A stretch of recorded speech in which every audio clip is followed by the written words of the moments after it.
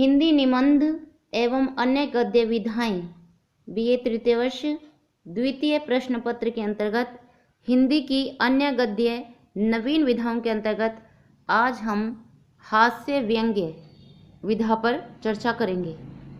हास्य व्यंग्य के स्वरूप को हिंदी के सर्वाधिक प्रसिद्ध व्यंग्यकार हरिशंकर परसाई के शब्दों द्वारा समझा जा सकता है।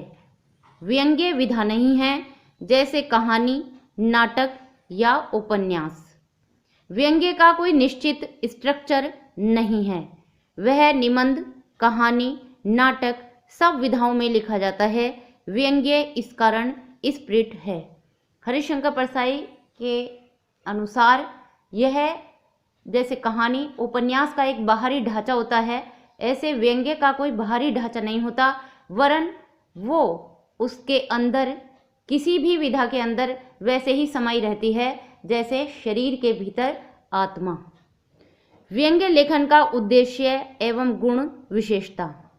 व्यंग्य का उद्देश्य सामाजिक व राजनीतिक जीवन में व्याप्त विसंगति की अभिव्यक्ति करना है। जो संगत नहीं है, जो सही नहीं है, उसको अभिव्यक्ति प्रदान करना व्यंग्य का सर्वाधिक प्रमुख लक्ष्य है, उद्देश्य है।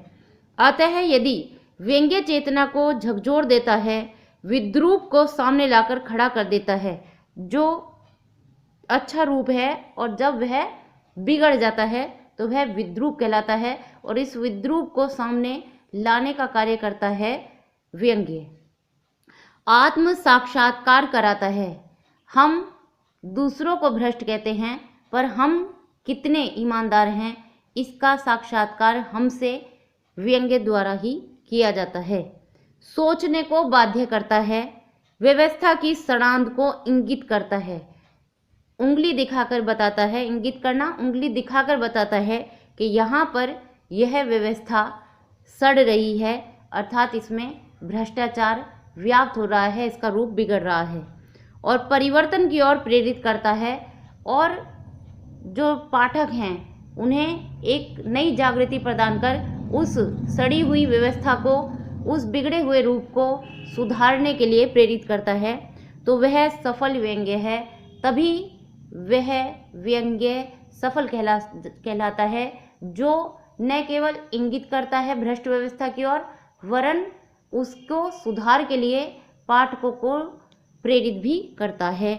यह हरिशंकर परसाई ने मेरी श्रेष्ठ व्यंग्य रचनाओं के अंतर्गत पृष्ठ 11 पर लिखा है। व्यंग्य लेखन की मुख्य विशेषता यह है कि इस हास्य व्यंग्य के पीछे लेखक का कोई स्वार्थ व दुष्प्रयोजन नहीं होता। व्यंग्य लेखन करने वाला लेखक अपनी भलाई, अपने किसी लोभ, अपने किसी लाभ के लिए व्यंग्य का लेखन नहीं करता है, वरन उसका उद्देश्य समाज, राष्ट्र में व्याप्त जो भ्रष्ट व्यवस्था है, जो सड़ी हुई व्यवस्था है, जो बिगड़ा हुआ रूप है सामाजिक आचार विचार का, उसमें सुधार करने का होता है। दुष्प्रयोजन, उसका कोई बुरा प्रयोजन नहीं होता कि वह किसी को बदनाम करके उसके स्थान पर अपना कोई लाभ देख रहा हो, इसलिए वह व्यंग्य लेखन कर रहा हो, ऐसा कोई उसका उद्देश्य नहीं होता। विसंगति के परिशोधन का एकमात्र उद्देश्य रहता है। जो संगत नहीं है, जो उचित नहीं है, जो समाज राष्ट्र के आधार पर उसको सही दिशा प्रदान नहीं कर रहा है, उसके परिशोधन का, उसके सुधार का एकमात्र उद्देश्य होता है व्यंग्य लेखक का। व्यंग्य साहित्य का विकास एवं मुख्य व्यंग्यकार। भारतेंदु युग में स्वतंत्र रूप से व्यंग्य विधा का स्वरूप निर्धारित नहीं हुआ। भारतेंदु और उनके समकालीन व्यंग्य निबंधकारों ने अपनी रचनाओं में अंग्रेजी शासन और उसके चापलूसों पर तीखे व्यंग्य लिखे हैं। बालकृष्ण भट्ट, प्रताप नारायण मिश्र व बाल मुकुंद गुप्त द्वारा रचित निबंधों में व्यंग्य शैली का प्रयोग सार्थक रूप में किया गया। बाल मुकुंद गुप्त, जो आपके पाठ्यक्रम में भी संकलित हैं, सम्मिलित हैं, द्वारा अंग्रेजी शासन में भारत की दुर्दशा को व्यंग्य शैली में शिव शंभू के चिट्ठे नामक निबंधों में चित्रित किया गया।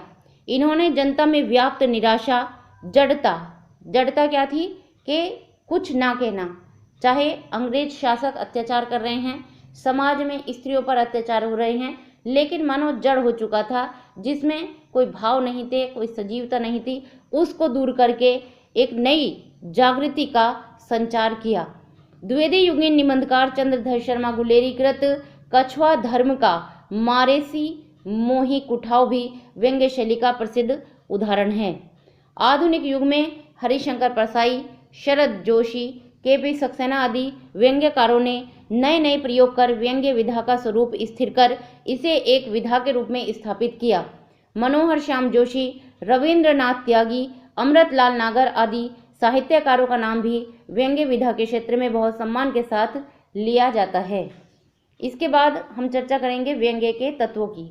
व्यंग्य का उद्देश्य क्या है? जैसा कि हम पढ़ चुके हैं, समझ चुके हैं कि व्यंग्य का उद्देश्य विसंगतियों के परिशोधन का है, उनमें सुधार करने का होता है। इसके पीछे व्यंग्य लेखक का कोई अपना स्वार्थ नहीं होता।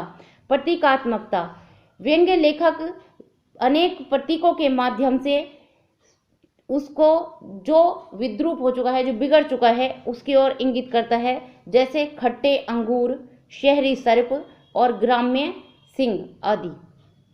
भाषा, जो व्यंग्यकार है उसकी भाषा बहुत सटीक होती है, भाषा में बहुत चुटीलापन होता है और उस जो अच्छा नहीं लगता और जो कटु सत्य है उसे वो बहुत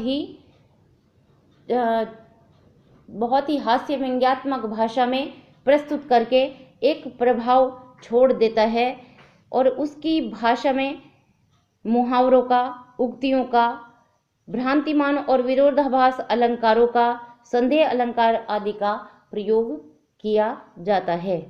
व्यंग्य का अगर हम पूर्ण रूप में अध्ययन करें तो वह विनोद और निंदा, उपहास और जो निंदा है उसका एक समन्वय है।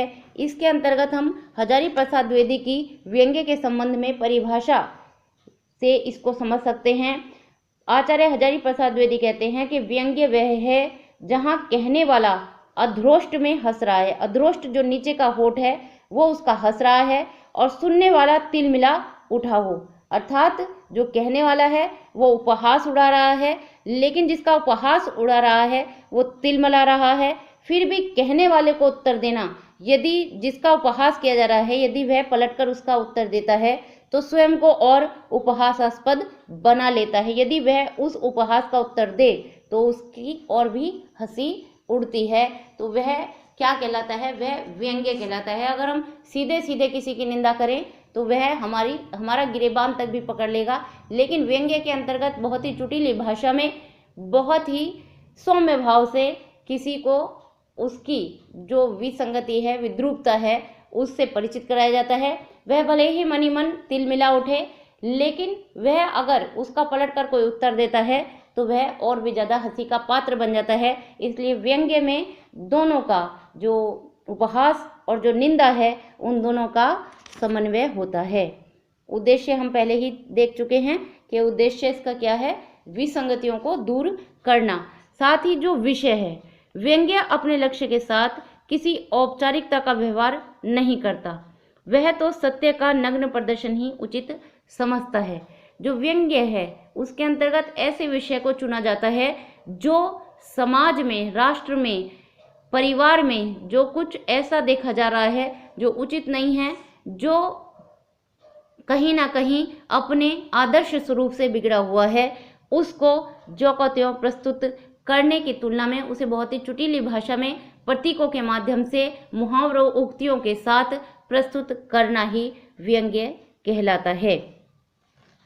इसके बाद हम कह सकते हैं कि व्यंग्य लेखन राज्य, समाज, राजनीति आदि सभी में पैठ बना चुकी बुराइयों, त्रुटियों, जो गलतियां हैं, का उपहास उड़ाकर उनमें सुधार का मार्ग प्रशस्त करता है। जैसा कि आजकल जो राजनीतिक व्यंग्यकार हैं जब लिखते हैं तो वे जो राजनीति में विसंगतियां आ गई हैं कि हमारे नेतृत्व करने वाले कहते कुछ हैं, करते कुछ हैं, उसकी ओर हमारा जो जागरूक व्यंग्यकार है वो उन्हें जागृत करने का प्रयास करता है, जिससे कि इन विसंगतियों को कि आप कह क्या रहे हैं और कर क्या रहे हैं, इनको दूर किया जा सके।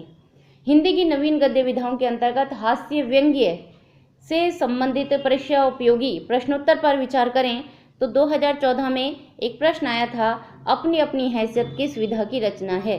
अपनी अपनी हैसियत आपके पाठ्यक्रम में सम्मिलित है और इसके लेखक वरिष्ठ साहित्यकार हरिशंकर परसाई हैं। और ये किस विधा की रचना है? ये व्यंग्य निबंध की रचना है। विद्रूप को सामने लाना किस विधा का उद्देश्य है? जैसा हमने अभी पढ़ा है, ये 2014 में पूछा गया और ये किसका उद्देश्य है? निबंध का, जीवनी का, आत्मकथा का उद्देश्य है। विद्रूप को सामने लाना नहीं होता, केवल व्यंग्य ऐसी विधा है जो विद्रूप को, जो बिगड़ा हुआ रूप है, उसको अपने लेखन के माध्यम से पाठकों के समक्ष लाती है। इनमें से हिंदी का श्रेष्ठ व्यंग्यकार कौन है? शरद जोशी, रविंद्रनाथ त्यागी, लतीफ घुंगी, डी उपर्युक्त सभी। ये जो तीनों वरिष्ठ साहित्यकार हैं, ये तीनों ही व्यंग्यकार हैं, इसलिए इसका उत्तर होगा डी, शरद जोशी, रविंद्रनाथ त्यागी, लतीफ घुंगी, ये सभी व्यंग्यकार हैं। हम भ्रष्टन के भ्रष्ट हमारे किस विधा की रचना है? ये 2015 में पूछा गया और इसका सटीक उत्तर है व्यंग्य।